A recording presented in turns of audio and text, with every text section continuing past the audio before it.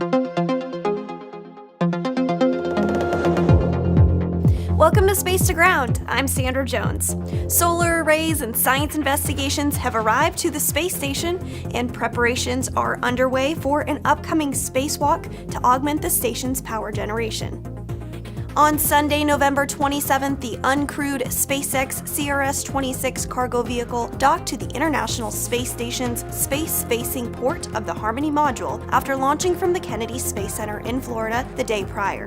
Packed inside the Cargo Dragon were over 7,700 pounds of cargo, science investigations, and crew supplies, including 2 new solar arrays. These solar arrays, called ISS Rollout Solar Arrays, or IROSAs, will soon be installed aboard the orbital outpost during a spacewalk. On Saturday, December 3rd, NASA astronauts Josh Cassada and Frank Rubio will step out of the Quest airlock to install one of 2 IROSAs delivered on Dragon. They'll be working on the Starboard 4 Truss solar array to add electrical output for the station's 3B power channel. This will be the third of 6 IROSAs currently planned for installation at the International Space Station to increase power generation up to 30%, from 160 kilowatts to 215 kilowatts.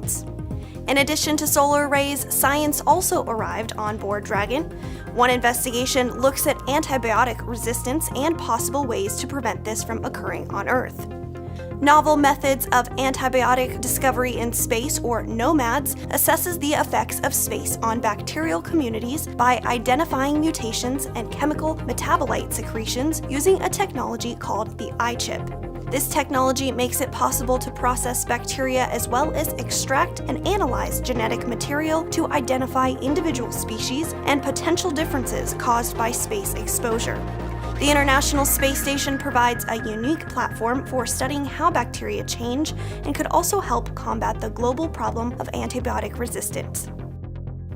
While Space Station orbits 250 miles above the Earth, another human-rated vehicle is a bit further away.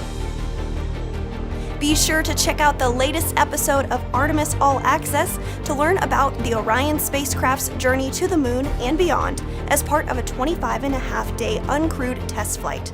Orion has already passed the distance record for furthest distance from Earth for a human-rated spacecraft and is looking ahead to its return journey to Earth, where it will splash down in the Pacific Ocean. But from a little closer to home, that's Space to Ground for this week. Thanks so much for watching. We'll see you next week.